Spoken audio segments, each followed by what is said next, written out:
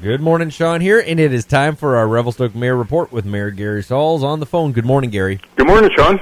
So, Gary, we have a few questions for you. Do you want to dive into those, or do you want to touch base on anything first? Well, let's dive into the questions, and then we'll just talk about some of the things that are opening up. So let's go with questions. Okay, so let's go right to the newest hot topic to talk about, which is the building proposal that was to be on 2nd Street right beside the Trading Post. Right. The bigger issue really is not the building itself. It's a beautiful-looking building. It was mostly just about that parking issue that has come up in the past. Right. And this is to my understanding, so you will correct me if I'm wrong. If you were to build a building, depending on your square footage, and I think it was 50, that you have to have a parking stall or space per square footage that's set designated for that amount, correct? That's correct. Okay. And if you don't have the space, which in all reality we don't in Revelstoke, then you have to pay in lieu. If you can't find another parking space within 300 meters of your venue that you can secure with a Covenant 219 that basically says from here on forth you'll be able to park your vehicles there. And this is a city rule, correct? Yes. This has come up before. It came up with Tantrum and in other places even in the past. This isn't a new issue? No. In lieu of is $20,000 fee per parking space.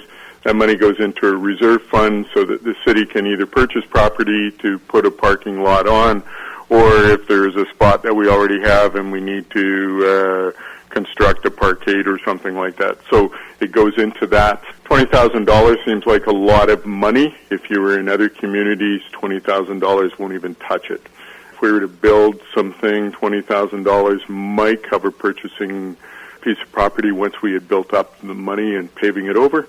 If we're in a bigger center, it's $40,000 a pop just to do the parking or to build a parkade. Now, with that said, how much money do we have in the coffers for this non-existent project of a parkade? Right at the present time, $240,000. Do we have any space in our downtown core area that could potentially be a parking space or parking lot of some sort? Well, we've got our existing parking lot downtown on First. Possibly we could build a parkade or something on that. Other than that, we don't have any property at present time that we could use. So if the money were to still be collected and we have no space to build out, the question people would have is, where are we at with that in all reality if we don't have space to build?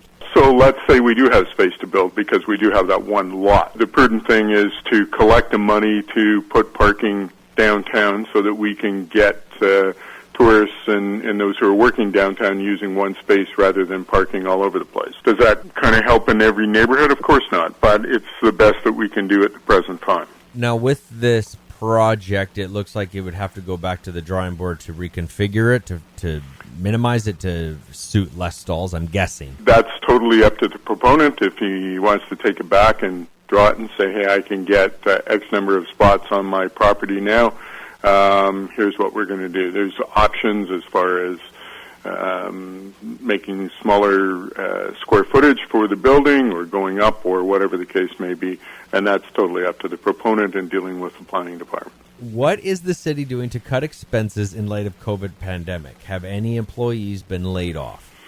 Well, we did have some layoffs with employees. I think everybody's back up and running now, and we're switching out how we do things as far as working on the pool at this time rather than closing it in the fall.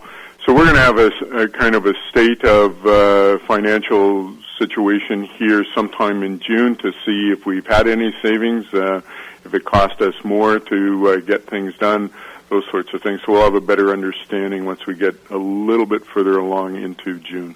So we didn't have any major layoffs other than probably maybe say atypical ones, like I know Public Works often can go up in staff and down in staff depending on the season. Yep. Okay. Is there anything else that's coming out of City Hall that's important for us to know in the next coming weeks? I did hear that up in Fort St. John they're talking about opening up parks. Is that something that's... We're going to start to do that too, so we're going to open up Centennial Park, Queenie Park, some of the hardcourt surfaces. So starting today, the downtown washrooms will be open, parks washrooms will be open on the 19th. The green spaces will start opening on the 19th as well. And this is all pending signage, so we need to get some signs up according to the provincial health officer's rules. So we'll get those signs up. Believe that they're going to be here in plenty of time. And then the tennis courts are going to open on the 22nd of May, working with BC Recreation as far as getting the skate park open and the playground equipment and how we keep people safe and dealing with that. So we're going to see that open in the next few weeks as well. We just need to make sure that we do it in a safe way and, again, according to the rules of the provincial health officer. Okay, so just to be clear, so the parks itself are open, however, the playgrounds... Yeah, the playground equipment is not going to be open. A little disappointing, I think, for some parents at this point, but we just need to make sure that everyone's going to be safe and follow the rules. So we basically need to get guidance from the province as to what their expectations are with that. And from what I've read and gathered, that our campgrounds are closed for camping, but the provincials are open for day use. Am I wrong or correct? No, you're correct. Okay, so Martha's open for day trips, but you can't camp. Yeah, that's correct. And I believe Wadey as well. Yeah. Okay. I just thought I would clarify those, especially the playgrounds, because I think when you hear your parks are opening up, my first thought would be, oh, okay, then playgrounds are open, but it's not the case. Yeah, not the case yet. So just the green spaces are open, so people can, get out there and run and that sort of thing. But there's some rules. You can't share equipment. You don't want people to be sick, that sort of thing, and still do the physical distancing. So it's the same thing that we've been talking about for the last 10 weeks about, keeping yourself, policing yourself, and keeping yourself safe. It's just now the venues are open, or going to be open for people to utilize. Okay, and we shouldn't lick any toilets inside of a public restroom. That would be a smart idea. That's probably a prudent choice there, okay. Sean. So. And there's nothing else to touch base on, so then have a fantastic long weekend, Gary. Same to you. Thanks again. And we're saying to people, if you can stay home, stay in your region, and enjoy it this weekend, it will help us as a community to get things in place to open up for everyone as we go through this in the next week or two.